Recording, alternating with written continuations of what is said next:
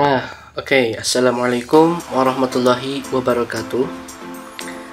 Halo semuanya, sahabat pencinta hadroh.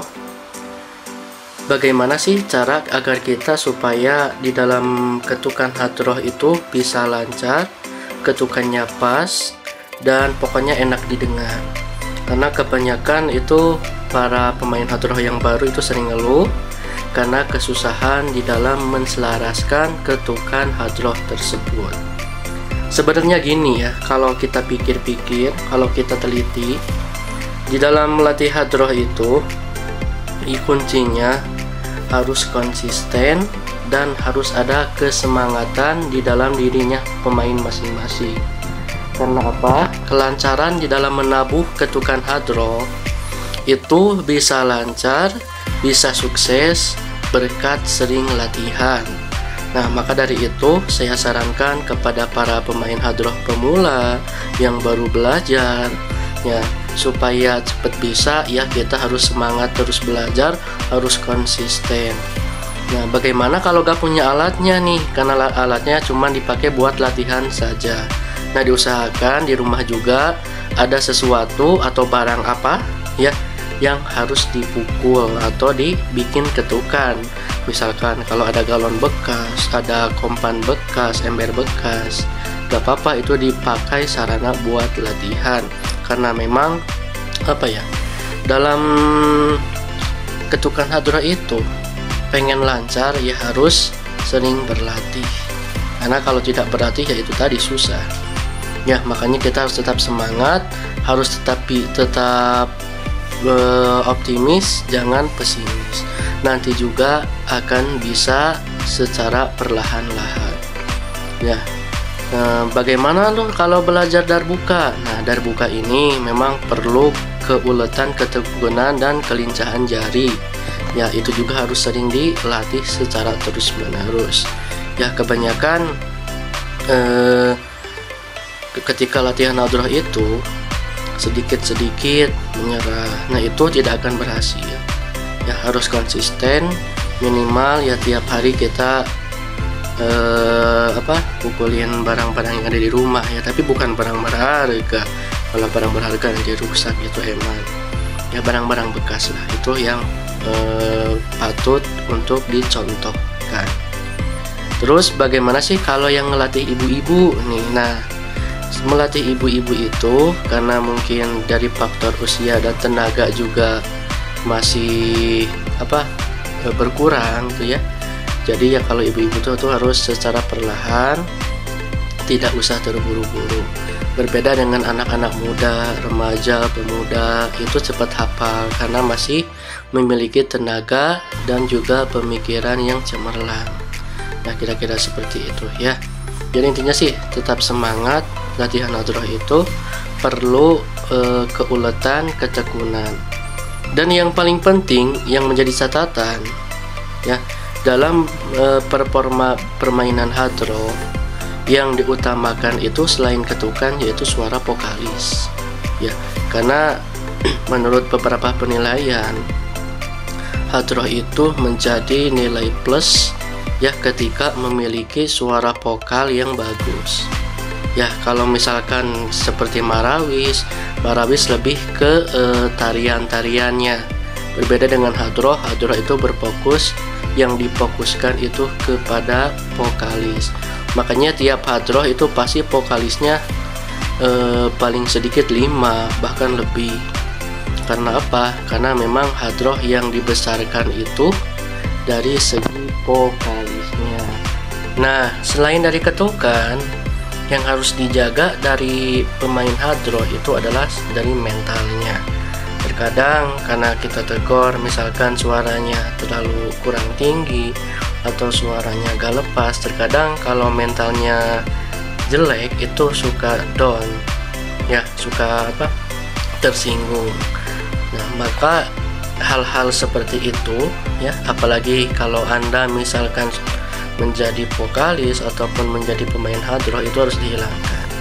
Karena kita tidak mungkin langsung bisa, kita pasti perlu belajar terlebih dahulu ya.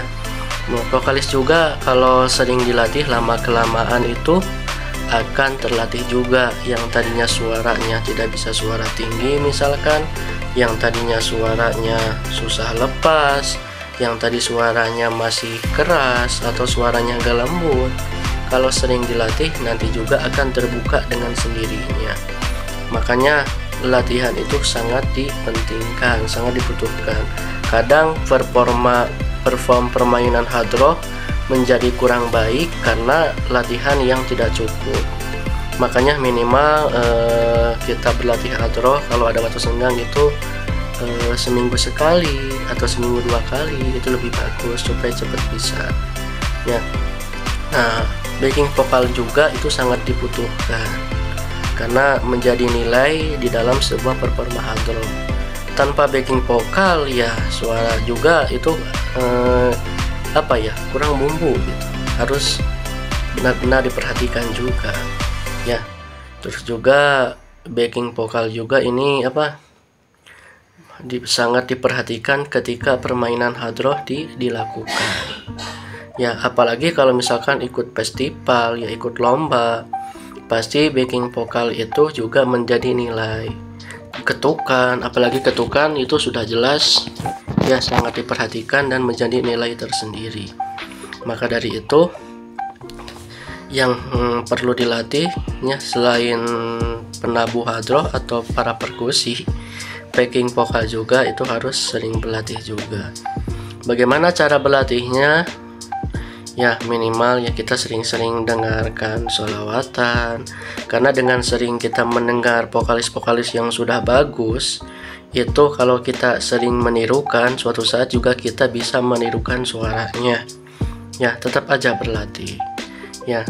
Ataupun juga ada cara berlatih vokalis yang agak efektif, yaitu kalau saya dulu berlatih mengelilingi lapangan ya. Ketika mengelilingi lapangan, saya ada target nih, misalkan pengen suara tingkat oktav berapa misalkan.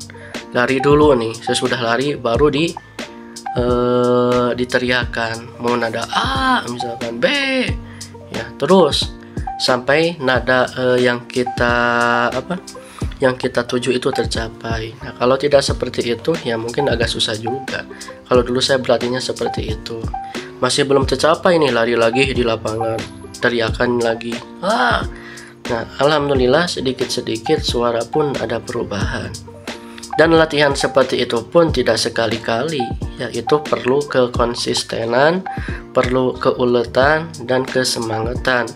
Ya kalau berlatihnya cuman sebulan sekali ya susah berubahnya, karena perlu konsisten lah, minimal ya seminggu sekali atau seminggu 2 kali kalau ada waktu senggang ya, supaya nanti suaranya itu terlepas ya. Karena kalau suara bisa berubah kalau sering berlatih ya. Kalau tidak berlatih ya berkembangnya susah ya. Begitupun juga ya yang menjadi penabuh hadroh, darbuka, misalkan bass, dantam, dan rebana, kecrek misalkan ya, dan alat yang lainnya ya, itu harus konsisten berlatih. Kalau tidak konsisten ya susah ya. Makanya intinya kita tetap semangat ya, kita niatkan juga, kita bersolawat, mudah-mudahan nanti kita bisa mendapatkan syafaat Kanjeng Nabi Muhammad Sallallahu Alaihi Wasallam. Amin ya Allah ya Rabbal Alamin ya. Semoga ini bisa membantu kepada para hadroh pemula, tetap semangat untuk menyiarkan sholawat, tetap konsisten untuk berlatih. Suatu saat dengan berlatih pasti akan menghasilkan hasil yang memuaskan. Intinya jangan mudah menyerah, pasti kedepannya juga akan ada jalannya, pasti akan dipermudah kalau kita konsisten, kalau kita ulet ya. Pokoknya salam dari saya, tetap semangat berlatih. Semoga segala keinginan kita dikabulkan oleh Allah Subhanahu wa taala. Amin ya Allah ya Rabbal Alamin ya. Segitu yang bisa saya sampaikan. Mohon maaf bila ada kekeliruan dalam berkata, ada kata-kata yang kurang dipahami, saya bicara apa adanya ya, mohon dimaklumi. Wabillahi taufiq wal hidayah. Wassalamualaikum warahmatullahi wabarakatuh.